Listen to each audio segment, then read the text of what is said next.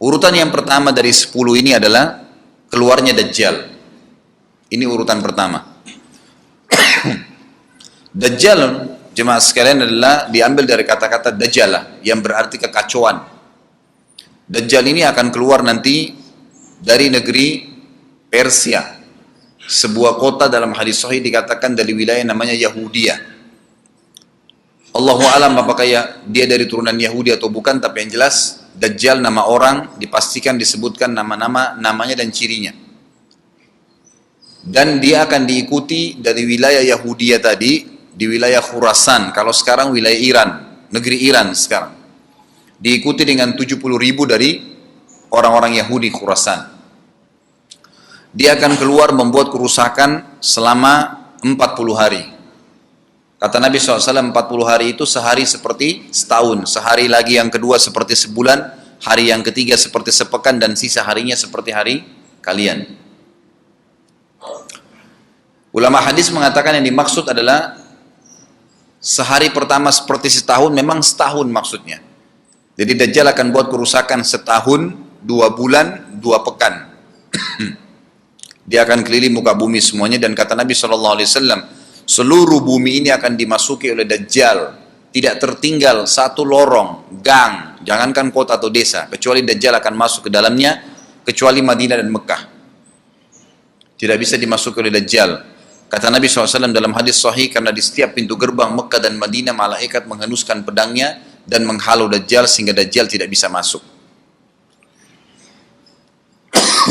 Ciri-ciri Dajjal disebutkan dalam banyak hadis yang sahih adalah mata kanannya yang paling pertama rusak, seperti anggur kering. Kata Nabi SAW dalam hadis sahih, ketahuilah Dajjal buta mata kanannya dan Tuhan kalian tidak buta. Karena dia akan mengaku sebagai Tuhan. Mungkin Bapak Ibu tanya, bagaimana bisa orang mau mengikuti dia? Karena dia diberikan kelebihan sama Allah SWT.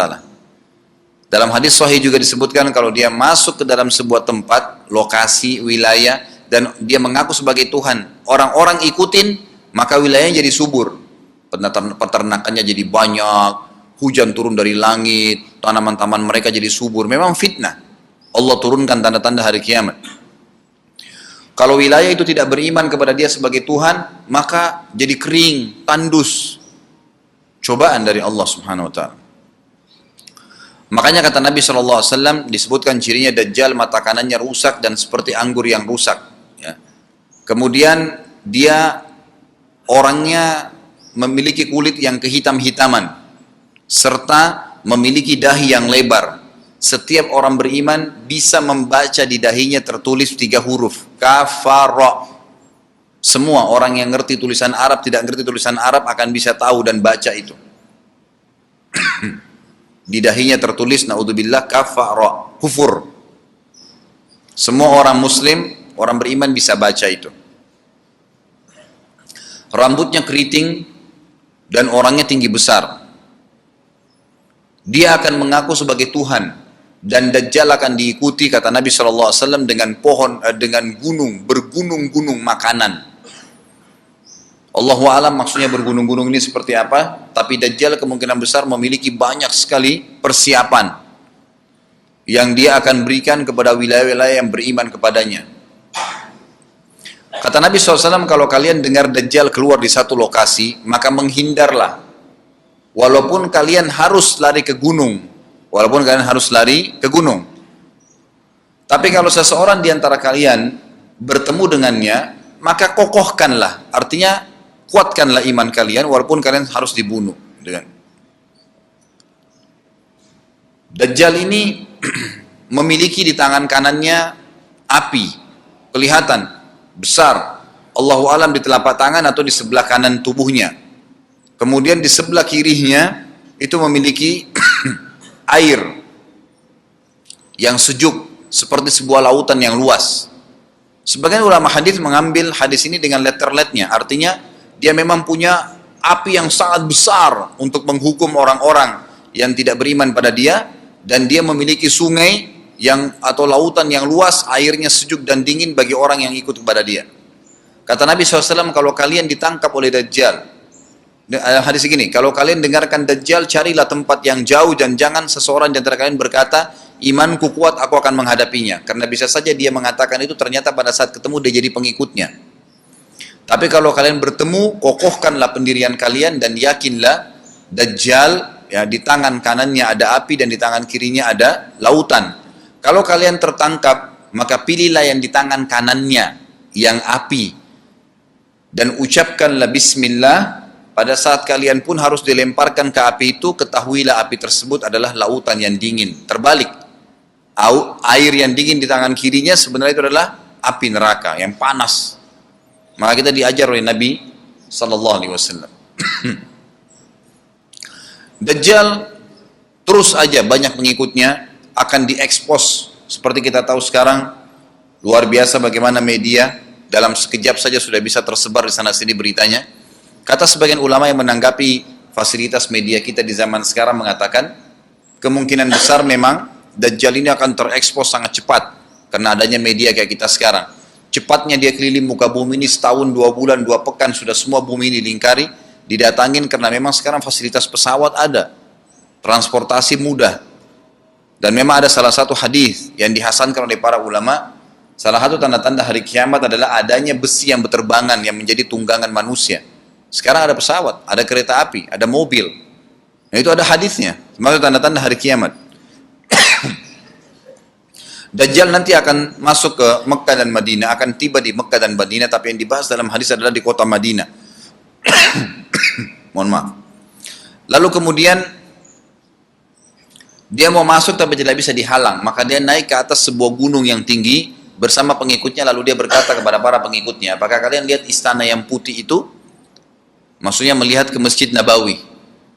Lalu berkata para pengikutnya, iya tentu saja. Lalu berkatalah, ya, Dajjal itu adalah istananya Muhammad.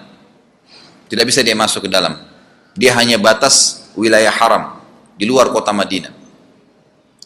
Maka kata Nabi SAW, Dajjal pun menepukkan telapak kakinya ke bumi di luar kota Madinah, maka terjadilah gempa di kota Madinah, dan keluar dengan gempaan tersebut semua orang yang munafik. Karena orang kafir nggak ada di Madinah. Semua orang yang di dalam hatinya ada sifat kemunafikan keluar dan jadi pengikutnya Dajjal karena goncangan itu. Dan tertinggallah di kota Madinah orang yang hatinya bersih imannya kepada Allah Subhanahu wa ta'ala. Lalu kata Nabi SAW akan keluar dari kota Madinah nanti saat satu orang anak muda dengan hikmah Allah, dia keluar dan orang ini bersih hatinya dengan keimanan. Maka Dajjal pun menangkapnya.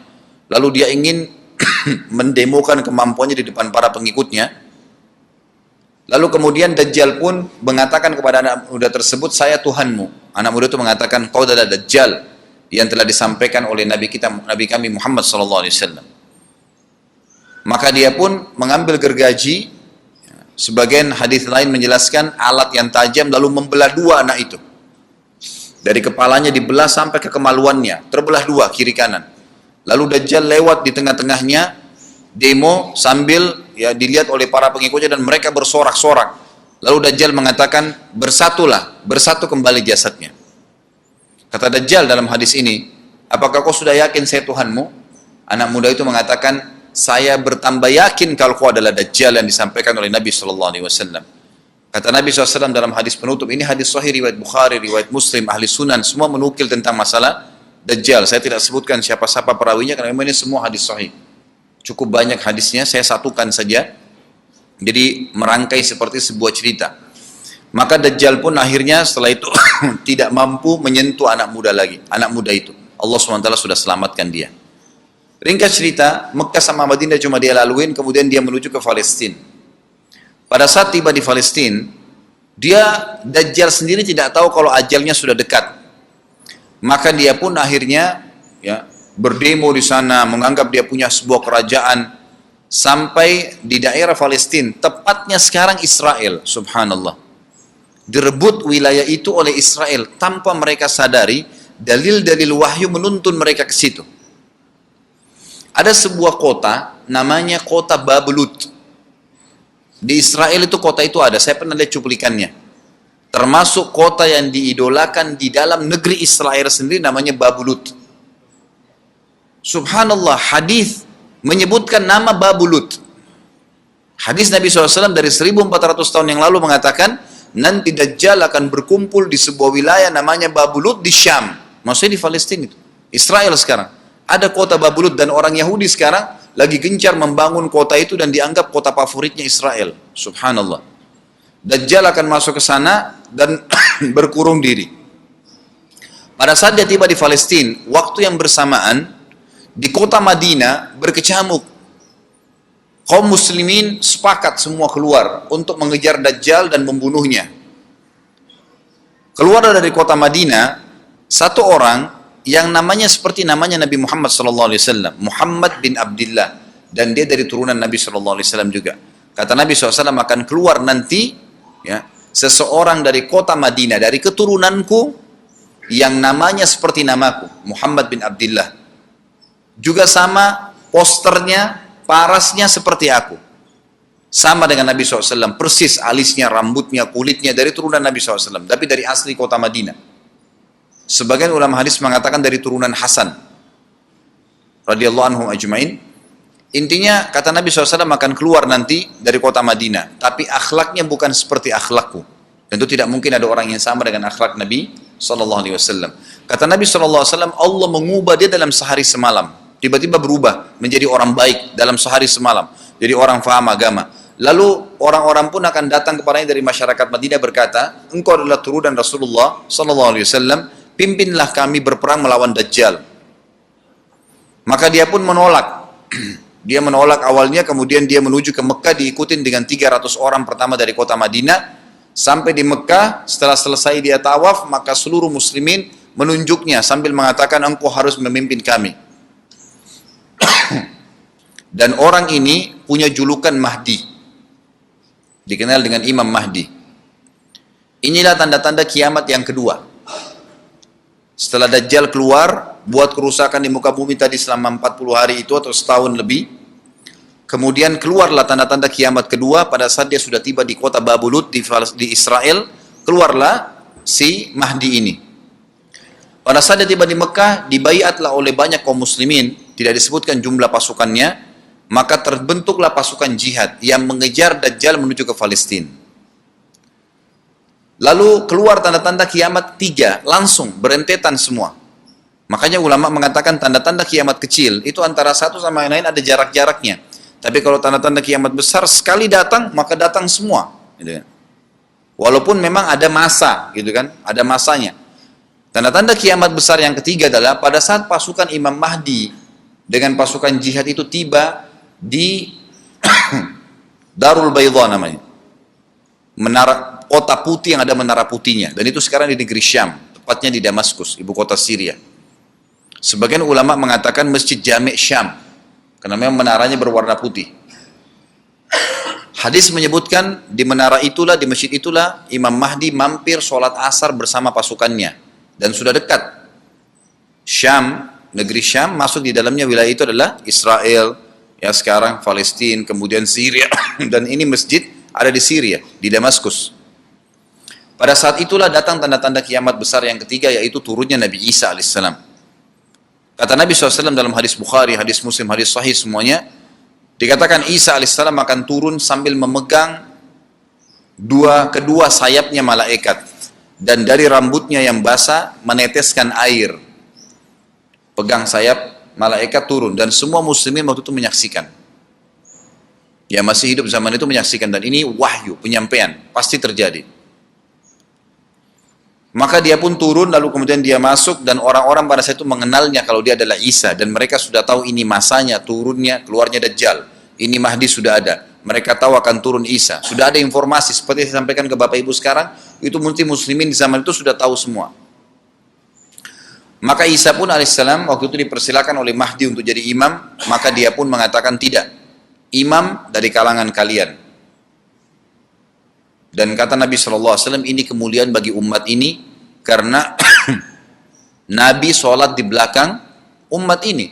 Semestinya kalau ada Nabi, pasti Nabi jadi imam. Tidak mungkin digantikan oleh manusia biasa. Tapi waktu itu Imam Mahdi menjadi imam dan Nabi Isa sholat di belakangnya. Perlu anda tahu juga hadis Nabi SAW yang sahih yang berbunyi, kalau Musa dan Isa hidup di zaman aku sudah diutus, niscaya keduanya akan jadi pengikutku. Jadi memang kena kebenaran agama ini dibawa oleh Nabi SAW. Baik, sholatlah mereka, kemudian mereka menuju ke Palestina. 3 tanda-tanda kiamat sekaligus terjadi. Pada saat menuju ke Palestina, tiba di pintu gerbang Babulut. Dan di wilayah Babulut ini, kata Nabi SAW, nanti Isa akan masuk dan membunuh Dajjal. Dan setelah membunuh Dajjal, maka seluruh pengikut Dajjal dari kaum Yahudi akan bersebaran, sembunyi di bawah batu dan pohon, di atas batu dan di bawah pohon. Semuanya batu dan pohon itu akan berbicara kepada setiap pasukan mujahidin, berkata, wahai muslim, ini Yahudi di atas saya atau di bawah saya. Batu bilang ini Yahudi yang sembunyi, yang pohon mengatakan, wahai muslim, ini Yahudi, bunuhlah dia. Maka dibunuhlah orang-orang Yahudi tersebut yang menjadi pengikut Dajjal oleh kaum muslimin. Kecuali satu pohon, namanya pohon Garqat. Pohon Garqat ini pohon yang daunnya kadang-kadang agak kering dan ada duri-duri, ya, batangnya ada durinya. Subhanallah, pohon ini dikenal dengan pohon Yahudi karena satu-satunya pohon yang tidak akan bicara nanti adalah pohon ini. Dan apakah Bapak Ibu sudah tahu sekarang pemerintah Israel besar-besaran menanam pohon itu? Subhanallah. Kalau Anda lihat di berita tentang apa yang sekarang ditanam di negeri Israel orang Yahudi, maka yang paling banyak adalah pohon Garqat. Bahkan cuplikan yang saya lihat tentang Babulut itu pohon Garqatnya sudah sangat besar-besar. Diameter sudah 3 meter, 4 meter ke atas. Mereka sangat tahu tentang hadis ini. Tapi memang orang Yahudi, sebagaimana Ibnu Abbas katakan radhiyallahu anhu, beliau mengatakan sabda firman Allah SWT tafsirnya surah Al-Fatihah, ghairil maghdubi alaihim, bukan orang-orang yang kau murkahi ya Allah, ihdinas siratal mustaqim, tunjukkanlah kami jalan yang lurus, siratal ladzina an'amta alaihim, jalan orang-orang yang telah kau berikan petunjuk, maksudnya orang-orang yang beriman. Ghairil maghdubi alaihim, bukan orang yang kau murkahi. Kata sahabat Nabi Ibnu Abbas radhiyallahu anhu adalah orang-orang Yahudi. Allah murka sama mereka karena mereka tahu kebenaran tapi mereka tidak mau ikutin. Itu cirinya orang Yahudi. Bahkan Allah mengatakan tentang mereka terhadap Nabi SAW, ya'rifuna kama ya'rifuna abna'ahum. Mereka mengenal Muhammad SAW sebagaimana mereka mengenal anak-anak mereka sendiri. Jadi orang Yahudi tahu. Waladhdallin, dan bukan orang-orang yang sesat. Ini adalah kata Ibnu Abbas, orang-orang Nasrani. Mau nyebarin agama tapi mereka keliru. Agamanya yang Nabi Isa itu tidak wajib disebarkan di seluruh dunia. Tapi disebarin untuk Bani Israel. Karena Nabi Isa diutus untuk Bani Israel. Mereka mau berdakwah tapi salah. Ringkas cerita adalah Nabi Isa alaihissalam akhirnya tiba dengan pasukan mujahidin di depan pintu gerbang Babulut. Kemudian orang-orang Yahudi tidak kenal, tidak tahu Nabi Isa, tidak tahu tentang itu Mahdi. Mereka belum tahu ini. Mereka berbangga-bangga saja. Lalu mereka berkata kepada Dajjal, ada pasukan, segelintir pasukan yang mau menyerang kita. Dajjal mengatakan, bukakan pintu gerbang. Mereka tidak akan mampu melawan kita karena pasukannya mereka banyak memang. Maka Dajjal dengan sombongnya menunggu di depan pintu gerbang. Pada saat dibuka, Dajjal kaget melihat ada Isa alaihissalam. Dan pada saat itu kata Nabi SAW, Dajjal faham kalau sudah tiba ajalnya. Begitu melihat Isa alaihissalam, dia lari dan badannya sambil meleleh di depan para pengikutnya. Lalu Isa alaihissalam mengejarnya mengatakan, wahai musuh Allah, saatnya kau akan menemui ajalmu. Lalu ditusuklah dengan tombak emas di antara dua matanya, maksudnya di dahinya, ditusuk oleh Isa AS dan matilah Dajjal. Pada saat Dajjal mati, pengikutnya pada ketakutan semua. Mereka anggap Dajjal Tuhan, mereka anggap Dajjal orang yang perkasa lah, orang yang kebal lah, beragam macam kelebihan. Mereka kaget pada saat mati, maka bertebaranlah mereka dan akhirnya mereka sembunyi di bawah pohon dan batu, di atas batu. Kemudian seperti saya katakan tadi, hadis menjelaskan, batu dan pohon akan memberikan penjelasan, hai muslim ini Yahudi, bunuhlah. Maka dibunuhlah pada saat itu mereka. Lalu Nabi Isa AS memimpin di muka bumi, dan kata Nabi SAW, pada saat itu Islam, agama Islam yang dibawa oleh Nabi SAW akan masuk ke semua rumah di muka bumi, gak tersisa. Satu dunia ini semuanya Islam. Hadis sahih, kata Nabi SAW, Islam akan masuk ke setiap rumah, bi'izzil aziz au bidzilli dhalil, dengan kemuliaan atau terhina. Yang tidak mau terima dibunuh. Enggak ada lagi penolakan terhadap Islam. Itu hadis sahih. Maka Nabi Isa alaihissalam memimpin pada saat itu, disebutkan dalam hadis 40 tahun dengan ketenangan menerapkan hukum Islam. Kata Nabi SAW, bagaimana awal umat ini bisa sesat sementara aku yang pimpin? Dan bagaimana akhir umat ini bisa sesat sementara yang pimpin mereka Isa dengan menjalankan hukum-hukumku. Jadi Nabi Isa alaihissalam nanti menerapkan Al-Quran. Seperti yang kita lakukan, sholat, segala ini sudah selesai, dikerjakan semua. Dan dalam hadis lain dikatakan Isa alaihissalam akan menghancurkan semua salib, membunuh semua babi. Enggak ada seekor babi pun hidup di muka bumi pada saat itu, semua salib dihancurkan. Dan yang menjadi, tidak ada agama lain. Semua, Nasrani, Yahudi, Hindu, agama apa saja habis semuanya. Semuanya beriman kepada Allah subhanahu wa ta'ala dan menjadi muslim.